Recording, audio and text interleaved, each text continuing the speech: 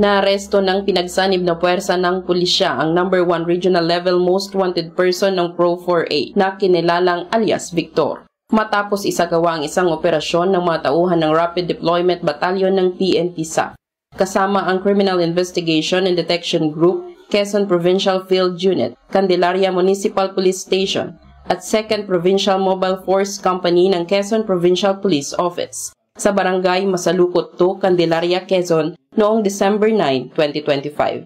Isinagawa ang pag-aresto sa bisa ng 3 magkahiwalay na kaso, 2 murder noong 2022 at 2024 at 1 homicide noong 2024 na inilabas ng Regional Trial Court, Lucena City, Quezon.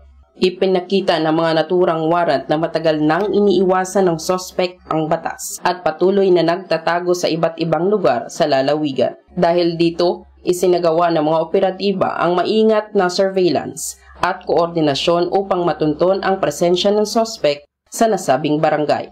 Nasa kustodiya na sa ngayon ng CIDJ Quezon PFU ang sospek para sa kaukulang dokumentasyon at disposisyon. Ipinapahayag ng mga otoridad na ang tagumpay ng operasyon ay patunay ng walang humpay na kampanya ng Philippine National Police laban sa mga high-profile offender at mga kriminal na patuloy na nagtatago sa batas. Ang ganitong operasyon ay nagpapakita ng matatag na koordinasyon at kahandaan ng mga unit upang mapanatili ang kapayapaan at kaayusan sa rehiyon.